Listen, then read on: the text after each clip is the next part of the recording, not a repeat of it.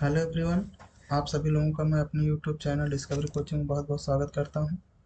मैं राघव आज से आप लोगों को ऑर्गेनिक केमिस्ट्री स्टार्ट कर रहा हूं। आइए स्टार्ट करते हैं। ऑर्गेनिक केमिस्ट्री, जिसे हिंदी में कार्बनिक रसायन कहते हैं। सबसे पहले यहाँ हम इसके इंग्लिश शब्द से चलते हैं। इंग्लिश में ऑर्गेनिक केमिस्ट्री के दो शब्द हैं, ऑर्गेनिक, दूसरा है केमिस्ट्री।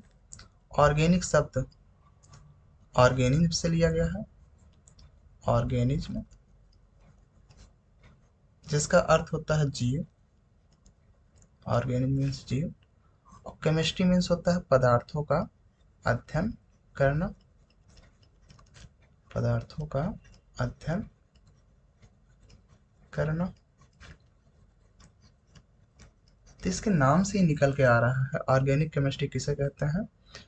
जीव से उत्पन्न पदार्थ, जीव से उत्पन्न पदार्थ, चाहे वो प्रत्यक्ष रूप से उत्पन्न हुआ हो या अप्रत्यक्ष रूप से। प्रत्यक्ष को इंग्लिश में डायरेक्टली कहते हैं, अप्रत्यक्ष को इनडायरेक्टली। अर्थात जीवों से डायरेक्टली या इनडायरेक्टली उत्पन्न पदार्थ को हम क्या कहते हैं, कार्बनिक पदार्थ कहते हैं या ऑर्गेनिक सब्सटेंस कहते हैं, कार्बनिक पदार्थ कहते हैं। और इस कार्बनिक पदार्थों के अध्ययन को हम ऑर्गेनिक केमिस्ट्री कहते हैं। स्वीडन के वैज्ञानिक वर्जीलियस ने इस पर अपना सिद्धांत दिया। वर्जीलियस, जो कि स्वीडन के वैज्ञानिक थे, इन्होंने अपना एक सिद्धांत दिया जिसे जैव शक्ति सिद्धांत कहते हैं। इंग्लिश में इसे वाइटल फोर्स थ्योरी कहते हैं, वाइटल फोर्स थ्योरी, जिसको शॉर्टकट में VFT कहते हैं। यहाँ अगर हम जैव शक्ति की बात करें तो जैव शक्ति दो शब्दों से मिलकर बना है। जैव मीन्स जीव और शक्ति, शक्ति मीन्स क्या होता है, शक्ति, अर्थात जीवों में कुछ रहस्यमय शक्तियां पाई जाती हैं। इन शक्तियों द्वारा केवल जीव में ही कार्बनिक पदार्थ उत्पन्न हो सकता है, ऐसा मानना था वर्जीलियस का। अर्थात वर्जीलियस के जैव शक्ति सिद्धांत के अनुसार जीव में कुछ रहस्यमय शक्तियां होती हैं जिनके कारण जीव कार्बनिक पदार्थ को उत्पन्न करते हैं। अर्थात कार्बनिक पदार्थों का संश्लेषण हम लैब में नहीं कर सकते, लैब में कार्बनिक पदार्थों का संश्लेषण नहीं कर सकते। काफी समय तक वर्जीलियस की इस थ्योरी को माना गया कि जीव के अंदर ही वह रहस्यमय शक्ति होती है जिससे जीव कार्बनिक पदार्थों को उत्पन्न करते हैं, जबकि लैब में हम कार्बनिक पदार्थों का संश्लेषण नहीं कर सकते। उसके बाद जर्मन के एक वैज्ञानिक फ्रेडरिक वोहलर, इन्होंने यह सिद्ध किया कि अकार्बनिक पदार्थों से हम कार्बनिक पदार्थों को बना सकते हैं।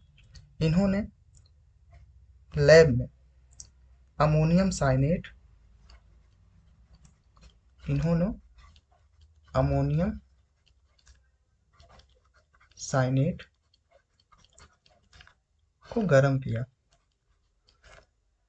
जिसके फलस्वरूप इन्हें यूरिया प्राप्त हुआ, जिसके फलस्वरूप इन्हें यूरिया प्राप्त हुआ। आप लोग बता दें, अमोनियम साइनेट को गर्म करने से यूरिया प्राप्त होता है।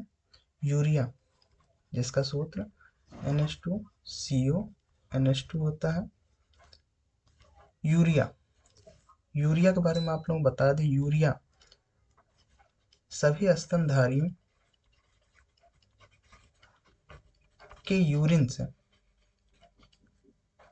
के यूरिन अर्थात मूत्र में यूरिया निकलता है।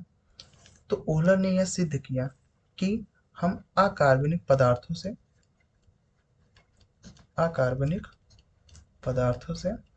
कार्बनिक पदार्थों का संश्लेषण लैब में कर सकते हैं।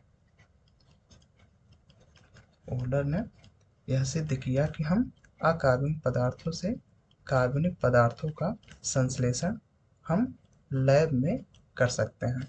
और यहाँ सबसे पहला संश्लेषित कार्बनिक पदार्थ यूरिया है। सबसे पहला संश्लेषित कार्बनिक पदार्थ कौन सा है? यूरिया है। कार्बनिक पदार्थ यूरिया है। ओहलर द्वारा यह सिद्ध करने के बाद अगर हम वर्जीलियस के जैव शक्ति सिद्धांत की बात करें तो वर्जीलियस ने केवल ये बताया कि जीव में ही वह रहस्यमयी शक्ति होती है जिससे कार्बनिक पदार्थ बनते हैं, लैब में हम इसे नहीं बना सकते। लेकिन ओहलर ने ये सिद्ध किया कि हम लैब में भी अकार्बनिक पदार्थ से कार्बनिक पदार्थ का संश्लेषण कर सकते हैं। तो ओहलर के इस प्रयोग द्वारा वर्जीलियस का यह सिद्धांत अमान्य हो गया। इसके अतिरिक्त सन 1845 में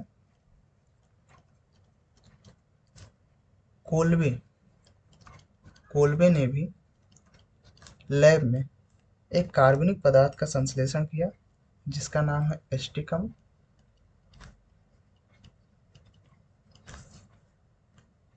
इसके बाद सन 1856 में बर्थेलो ने मीथेन का संश्लेषण लैब में किया। आप लोग पता होना चाहिए मीथेन को बायोगैस कहते हैं। इसे ओवरऑल ये हुआ कि अभी तक हम कार्बन पदार्थ का डिफिनीशन क्या देख रहे थे कि जीव से डायरेक्टली या इनडायरेक्टली जो उत्पन्न पदार्थ होते हैं उन्हें हम कार्बनिक पदार्थ कहते हैं। लेकिन यहाँ पे अब ये डिफिनीशन चेंज हो गई। अब ऑर्गेनिक केमिस्ट्री, जिसे हिंदी में कार्बनिक रसायन कहते हैं, अब इसके हिंदी शब्द से इसकी डिफिनीशन निकालने की कोशिश करते हैं। यहाँ दो शब्द हैं, कार्बनिक, दूसरा रसायन। कार्बनिक नाम से दिख रहा है कार्बन के यौगिक या पदार्थ। रासायन मीन्स पदार्थों का अध्ययन करना,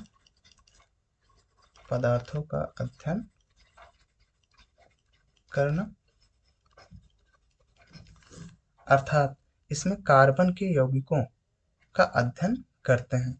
लेकिन कार्बन के कौन से यौगिक? जैसे यहाँ कार्बन के दो यौगिक हम लिख रहे हैं, एक CO2, दूसरा CH4। तो ये दो के दोनों कार्बन के यौगिक हैं। तो कार्बनिक यौगिक किसे कहते हैं?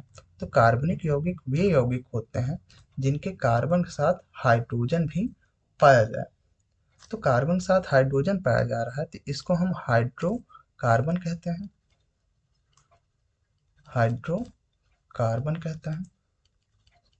हाइड्रोकार्बन हम तोड़ सकते हैं। Hydro means hydrogen, carbon means carbon, अर्थात कार्बन के साथ हाइड्रोजन भी पाया जाए।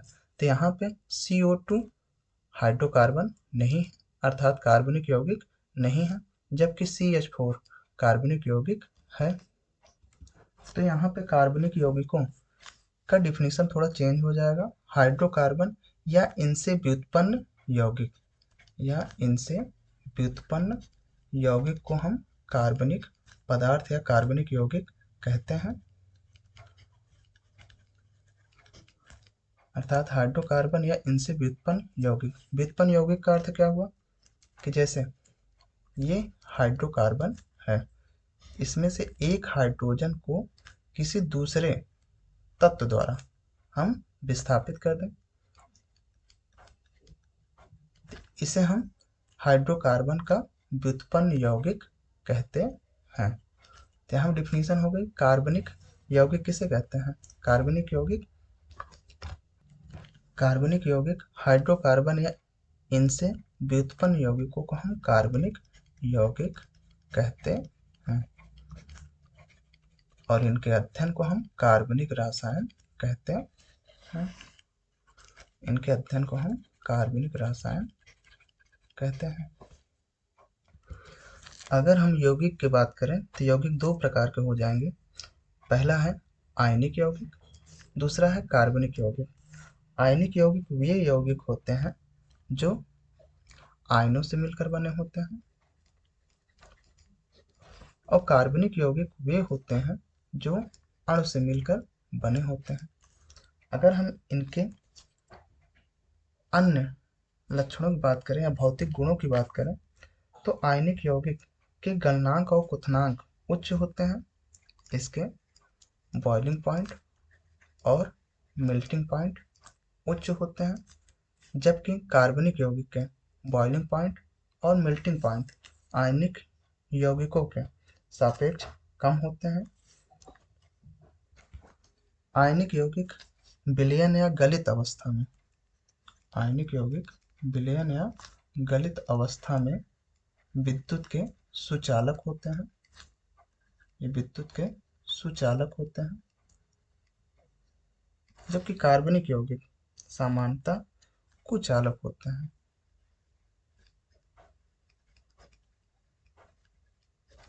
क्या होते हैं? कुचालक होते हैं। और क्यों होते हैं? क्योंकि ये आयन उत्पन्न नहीं कर सकते, आयन उत्पन्न नहीं कर पाते। यहाँ एक चीज फोकस करना है कि कार्बनिक यौगिक आयन उत्पन्न नहीं करेगा,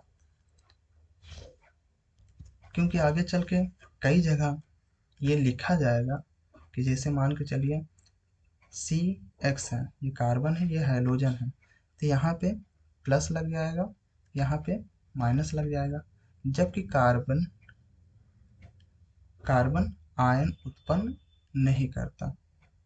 तो इसके बारे में आगे डिस्कशन करेंगे कि आखिर ये आयन क्यों उत्पन्न नहीं करता। अगर कार्बन आयन उत्पन्न नहीं करता अर्थात आयनिक बंध नहीं बनाता तो वो दूसरे तत्वों से या खुद के तत्वों से कैसे जुड़ा होता है। तो इसको समझने से पहले सबसे पहले हम कार्बन के बारे में देख लेते हैं। हम कार्बन के यौगिक पढ़ रहे हैं तो कार्बन है क्या? कार्बन जिसका संकेत C होता है, जिसका परमाणु क्रमांक 6 होता है और परमाणु भार 12 होता है। अगर हम बात करें 6 परमाणु क्रमांक, तो परमाणु क्रमांक किसे कहते हैं?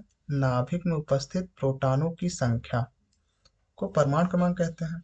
और प्रोटॉन जो होता है ये पॉजिटिव होता है, जबकि परमाणु क्या होता है? उदासीन। तो जितना पॉजिटिव रहेगा उतना निगेटिव रहेगा। तो निगेटिव क्या होता है? इलेक्ट्रॉन, अर्थात जितना प्रोटॉन उतना इलेक्ट्रॉन। तो यहाँ हमको ये समझ में आ रहा है कि जितना परमाणु क्रमांक होगा उतना प्रोटॉन होगा और उतना इलेक्ट्रॉन होगा। तो यहाँ हम देख सकते हैं, यहाँ प्रोटॉनों की संख्या कितनी हो जाएगी? 6 और इलेक्ट्रॉनों की संख्या कितनी हो जाएगी? 6। तो यहाँ पे हम अगर कार्बन के 6 इलेक्ट्रॉनों के इलेक्ट्रॉनिक विन्यास की बात करें तो यहाँ पे 2 4 यानी बाह्य कोश में कितने इलेक्ट्रॉन? 4 इलेक्ट्रॉन। अगर हम sp-df से इनका इलेक्ट्रॉनिक विन्यास करें तो 1s2 2s2 और 2p2 होता है। यह उपकोश का एक ऑर्बिटल होता है। जो बाह्य कोश होता है उसे हम संयोजी कोश कहते हैं। जो बाह्य कोश होता है उसे हम संयोजी कोश कहते हैं और उसमें उपस्थित इलेक्ट्रॉन को हम संयोजी इलेक्ट्रॉन कहते हैं। संयोजी इलेक्ट्रॉन कहते हैं और संयोजी इलेक्ट्रॉन को ही हम संयोजकता कहते हैं। संयोजी इलेक्ट्रॉन को ही हम संयोजकता कहते हैं। तो यहाँ अगर हम कार्बन की बात करें तो कार्बन के बाह्य कोश में 4 इलेक्ट्रॉन है, अतः कार्बन क्या हो जाएगा? चतुः संयोजक हो जाएगा। कार्बन क्या होते हैं? चतुः संयोजक होते हैं। चूंकि सभी तत्व उत्कृष्ट गैस जैसी संरचना प्राप्त करने के लिए उनके बाह्य कोश में, बाह्यतम कोश में 8 इलेक्ट्रॉन होने चाहिए और यहाँ पे कार्बन के बाह्य कोश में केवल 4 इलेक्ट्रॉन है। तो ये खुद को संतुष्ट कैसे करेगा? तो यहाँ पे कुछ क्राइटेरिया है। जैसे पहला, अगर इसके बाह्य कोश में 4 इलेक्ट्रॉन है, अगर ये 4 इलेक्ट्रॉन ले ले, अगर 4 इलेक्ट्रॉन ये लेता है या ग्रहण करता है, जब कार्बन 4 इलेक्ट्रॉन लेता है तो अगर 1 इलेक्ट्रॉन लेगा तो ये 1 इलेक्ट्रॉन का कर्जदार होगा। कर्ज मीन्स ऋण, यानी इसके ऊपर 1 ऋण का लगेगा चार्ज। अगर 2 इलेक्ट्रॉन लेता है तो 2 ऋण, 3 लेता है तो 3 ऋण, 4 लेता है तो 4 ऋण।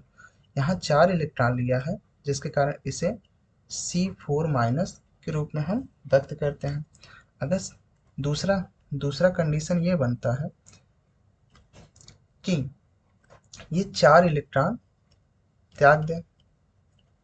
अगर ये 4 इलेक्ट्रॉन त्याग देता है तो 1 इलेक्ट्रॉन निकालेगा तो 1 धन, धन से यहाँ धनी समझना, धनी इंसान पैसे देते हैं तो ये धनी बनेगा। तो धनी मीन्स इसके ऊपर धन का चार्ज आएगा। 1 इलेक्ट्रॉन देगा तो 1 धन, 2 देगा तो 2 धन, 3 देगा तो 3 धन, 4 देगा तो 4 धन। तो यहाँ C4 प्लस आएगा। अब यहाँ हम बात कर लें कि अगर 4 इलेक्ट्रॉन लेता है, 4 इलेक्ट्रॉन ले रहा है तो इसमें प्रोटॉनों की संख्या कितनी है? 6, जबकि इलेक्ट्रॉन कितने हो गए? 10। कितने इलेक्ट्रॉन हो गए? 10। अगर जब 4 इलेक्ट्रॉन त्याग करता है तो यहाँ प्रोटॉनों की संख्या 6 ही रहेगी, लेकिन इलेक्ट्रॉन की संख्या कितने हो गए? 2। यहाँ पे ये समझना है कि नाभिक में 6 प्रोटॉन है और 6 प्रोटॉन वाले नाभिक के लिए 10 इलेक्ट्रॉन धारण करना बहुत ही मुश्किल है। इस कंडीशन की बात करें तो नाभिक में 6 इलेक्ट्रॉन है, जिसमें से 1 इलेक्ट्रॉन कोई अगर लेना चाहे तो हो सकता है आसानी से दे दे, लेकिन दूसरा, उसके बाद तीसरा, उसके बाद फिर से चौथा, यानी ये चारों इलेक्ट्रॉन निकालने के लिए अत्यधिक ऊर्जा की आवश्यकता होगी, जिसके कारण ये भी इम्पॉसिबल है कि 4 इलेक्ट्रॉन ये अपना निकाल सके। तो इसके पास तीसरा ऑप्शन आता है, ना तो ये दे सकता है ना तो ले सकता है। इसके पहले चर्चा हुई थी, ना तो ये माइनस चार्ज बना सकता है ना तो ये प्लस बना सकता है, ये आयन नहीं बना सकता। तो ये क्या करेगा? ये दूसरों के साथ इलेक्ट्रॉनों का साझा करेगा। यहाँ क्या होती है? इलेक्ट्रॉनों की साझेदारी होती है और इलेक्ट्रॉनों की साझेदारी से जो बंध बनता है उसे हम सहसंयोजक बंध कहते हैं। सहसंयोजक बंध कहते हैं। नाम से ही दिख रहा है, सह में साथ देने वाला, संयोग मीन्स जुड़ना, का मीन्स करने वाला, सह मीन्स साथ, संयोग मीन्स जुड़ना और का मीन्स करने वाला।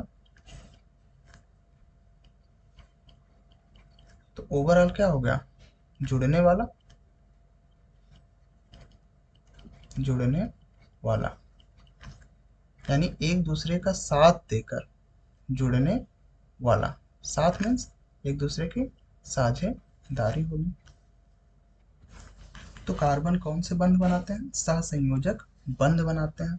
अगर हम सहसंयोजक बंध की बात करें तो सहसंयोजक बंध किसे कहते हैं? जिनमें इलेक्ट्रॉनों की साझेदारी होती है। सहसंयोजक बंध, इसमें इलेक्ट्रॉनों की साझेदारी होती है। अब इलेक्ट्रॉनों की साझेदारी के आधार पर सहसंयोजक बंध 3 प्रकार का होता है। पहला एकल बॉन्ड, दूसरा द्विबंध, तीसरा त्रिबंध। Single bond, double bond, triple bond. Single bond को हम कैसे लिखते हैं? ऐसे लिखते हैं। डबल बॉन्ड को ऐसे लिखते हैं। ट्रिपल बॉन्ड को ऐसे लिखते हैं। यहाँ समझने वाली बात यह है कि अगर हम यहाँ नोटिस कर लें कि यहाँ एक इलेक्ट्रॉन है और यहाँ पे एक इलेक्ट्रॉन है, तो कितने इलेक्ट्रॉनों की साझेदारी हुई? 2 इलेक्ट्रॉनों की। जब 2 इलेक्ट्रॉनों की साझेदारी होती है तब वहाँ सिंगल बॉन्ड बनता है। सेम उसी तरह यहाँ पे एक इलेक्ट्रॉन, यहाँ पे एक इलेक्ट्रॉन, यहाँ पे एक इलेक्ट्रॉन, यहाँ पे एक इलेक्ट्रॉन, कितने इलेक्ट्रॉनों की साझेदारी हुई? 4 इलेक्ट्रॉनों की साझेदारी हुई। तो यहाँ पे डबल बॉन्ड बनेगा। यहाँ पे 1 2 3 4 5 6, यहाँ 6 इलेक्ट्रॉनों की साझेदारी हो रही है, तो यहाँ पे ट्रिपल बॉन्ड बनता है। आइए देखते हैं आगे। यहाँ कुछ उदाहरण लेते हैं, जैसे हाइड्रोजन के लेते हैं, H2। यहाँ हाइड्रोजन 2 है, एक H, 2 H। अगर हम हाइड्रोजन की बात करें तो हाइड्रोजन के बाह्य कोश में एक इलेक्ट्रॉन होता है और पहले कोश में मैक्सिमम 2 इलेक्ट्रॉन होने चाहिए। तो इस हाइड्रोजन के पास एक इलेक्ट्रॉन है, इस हाइड्रोजन के पास भी एक इलेक्ट्रॉन है। हम यहाँ एक कहानी गढ़ सकते हैं कि इनके पास 2 रिश्तेदार आएंगे। तो अगर इसके पास 2 रिश्तेदार आते हैं तो इसके पास केवल एक कप प्लेट है। कितने कप प्लेट है? एक कप प्लेट। अब ये दूसरी कप प्लेट किससे मांगने जाएगा? अपने पड़ोसी से मांगने जाएगा। तो ये वाला अपना एक कप प्लेट इसको दे देगा, तो इनका काम चल गया। अब रिश्तेदार जाने के बाद वो कप प्लेट धुल के इनको फिर से वापस कर दिए। इनके पास भी कितने रिश्तेदार रिश्तेदार आएंगे? 2 रिश्तेदार आएंगे। तो इनके पास भी एक ही कप प्लेट है, तो ये क्या करेंगे? अपने पड़ोसी से मांगेंगे, तो इनका भी काम हो गया। तो अगर हम बात करें इनके यहाँ 2 रिश्तेदार आए हैं, तो इनके यहाँ 2 कप प्लेट होने चाहिए। एक इनके पास खुद है, एक इनसे ले लिया, तो इनका काम चल गया, फिर से धुल के वापस कर दिए।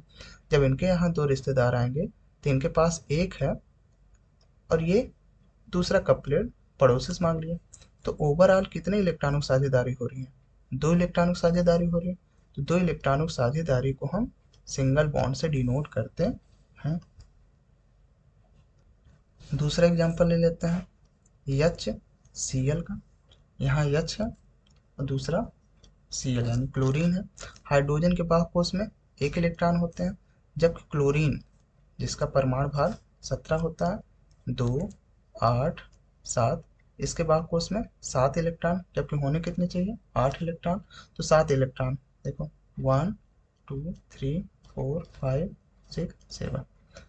अब यहाँ देखना, इनके इनके पास 2 रिश्तेदार आएंगे, लेकिन इनके पास 8 रिश्तेदार आएंगे, क्योंकि इसमें कितने इलेक्ट्रॉन होने चाहिए? 8 इलेक्ट्रॉन होने चाहिए। और इनके पास कप प्लेट कितनी है? केवल 7 ही है। तो एक क्या करेंगे? अपने पड़ोसी से मांगेंगे। जब ये अपने पड़ोसी से मांगते हैं एक कप प्लेट, जब एक कप प्लेट अपने पड़ोसी से मांगते हैं, तब 8 रिश्तेदारों को ये चाय पिला दे रहे हैं। रिश्तेदार जाने के बाद धुल धुल के इनका कप प्लेट इनको वापस कर दिए। अब हाइड्रोजन के पास कितने रिश्तेदार आएंगे? 2 आएंगे। कप प्लेट कितना है? एक है। तो ये एक कप प्लेट अपने पड़ोसी से ये ले लेंगे। यहाँ कितने इलेक्ट्रॉनों की साझेदारी हो रही है? 2 इलेक्ट्रॉनों की। और 2 इलेक्ट्रॉनों की साझेदारी से कौन सा बॉन्ड बनता है? सिंगल बॉन्ड बनता है। लेकिन यहाँ ये भी फोकस करना है कि अभी इतने इलेक्ट्रॉन इसके पास अभी अधिक हैं। ये चीज़ सीखना बहुत इंपॉर्टेंट है, जो आगे चल के बहुत काम देगी। एक दूसरा एग्जांपल लेते हैं O2 का। यहाँ ऑक्सीजन है, 2 ऑक्सीजन, एक ऑक्सीजन, दूसरा ऑक्सीजन। ऑक्सीजन 8 इलेक्ट्रॉन होते हैं, इसके बाह्य कोश में 6 इलेक्ट्रॉन, जबकि 2 होने चाहिए। तो 2 होने चाहिए, तब तो समझ में आ गया कि 2 इनसे लेगा ये और 2 इनसे लेगा। तो यहाँ पे एक बना देते हैं, 2 1 2 3 4 5 6, 1 2 3 4 5 6। इनके यहाँ 8 रिश्तेदार आएंगे, 2 कप प्लेट इनसे ले लेगा, 8 हो गया, धुल के दे दिए बाद में। इनके पास भी 8 रिश्तेदार आएंगे, इनका पड़ोसी दूसरा वाला ऑक्सीजन है, 2 इलेक्ट्रॉन इनसे भी लेंगे, यानी 2 कप प्लेट इनसे भी लेंगे। तो ओवरऑल कितने इलेक्ट्रॉनों की साझेदारी हो रही है? 4 इलेक्ट्रॉनों की साझेदारी हो रही है। तो 4 इलेक्ट्रॉन, अर्थात यहाँ कौन सा बॉन्ड बनेगा? Double bond. और उसके अतिरिक्त हमको ये भी देखना है कि ये इलेक्ट्रॉन अभी बचे हुए हैं, ये इलेक्ट्रॉन अधिकतक रूप में अभी बचे हुए हैं। एक और एग्जांपल लेते हैं H2O का, जो कि आगे आएगा। H2O का, H2O ऑक्सीजन 1 है, हाइड्रोजन 2 है। हाइड्रोजन के बाह्य कोश में 1 इलेक्ट्रॉन होते हैं, ऑक्सीजन के बाह्य कोश में 6 इलेक्ट्रॉन, 2 4 5 6। कहानी समझ में आ गई होगी। हाइड्रोजन के यहाँ कितने रिश्तेदार आएंगे? 2 रिश्तेदार। तो ये एक कप प्लेट पड़ोसी से मांग लेगा। इस हाइड्रोजन के पास भी 2 रिश्तेदार आएंगे, एक कप प्लेट पड़ोसी से ले लेगा। लेकिन जब ऑक्सीजन के यहाँ 8 रिश्तेदार आएंगे तो इसके पास 6 कप प्लेट हैं। तो एक कप प्लेट ये अपना देगा, दूसरा कप प्लेट ये अपना देगा। तो ऑक्सीजन के पास भी 8 कप प्लेट हो गए, अर्थात 8 इलेक्ट्रॉन हो गए। तो यहाँ साझेदारी देखो, यहाँ हो रही है, यहाँ हो रही है। तो कितने इलेक्ट्रॉन साझेदारी हो रही है? 2। 2 मीन्स सिंगल बॉन्ड। यहाँ पे भी 2 इलेक्ट्रॉनों साझेदारी हो रही है, 2 मीन सिंगल बॉन्ड। अब यहाँ आगे के लिए याद रखना है कि ऑक्सीजन पर 1 2 3 4 4 इलेक्ट्रॉन यहाँ एक्स्ट्रा पाए जाते हैं। तो इसको याद रखना है आगे के लिए। एक और एग्जांपल ले लें नाइट्रोजन का, N2। नाइट्रोजन 2 है। नाइट्रोजन जिसका परमाणु क्रमांक 7 होता है, अर्थात इलेक्ट्रॉनों की संख्या 7 होगी।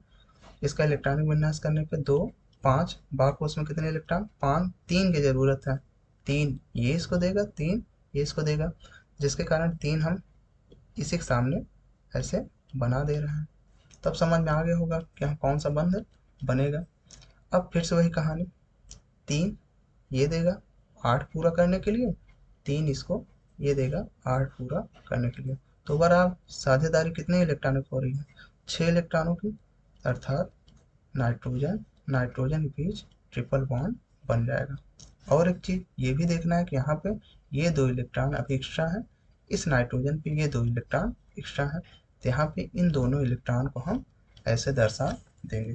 आगे चल के एक एग्जाम्पल और आएगा NH3 का। तो यहाँ देखो N अकेला है, इसके चारों तरफ 3 H है, 1 2 3।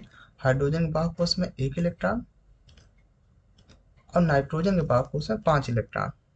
तो 1 2 3 4 5। हाइड्रोजन अपना एक कप प्लेट नाइट्रोजन से लेगा, ये वाला भी और ये वाला भी। लेकिन जब नाइट्रोजन की जरूरत पड़ेगी तो ये 3 के तीनों अपना एक कप प्लेट नाइट्रोजन को दे देंगे। तो नाइट्रोजन पास भी 8 कप प्लेट हुआ। अब देखो साझेदारी कहाँ हो रही है, यहाँ पे यहाँ पे यहाँ पे। तो क्या होगा, नाइट्रोजन ही है, सिंगल बॉन्ड बनेगा H के साथ, यहाँ सिंगल बॉन्ड H के साथ, यहाँ सिंगल बॉन्ड H के साथ। अभी भी इसके पास 2 इलेक्ट्रॉन बचे हैं। इसको याद रखना, NH3 कहीं भी लिखा रहे तो याद रखना है कि नाइट्रोजन के ऊपर 2 इलेक्ट्रॉन हैं। आज के लिए बस इतना ही, हम अपने नेक्स्ट वीडियो में मिलते हैं। धन्यवाद।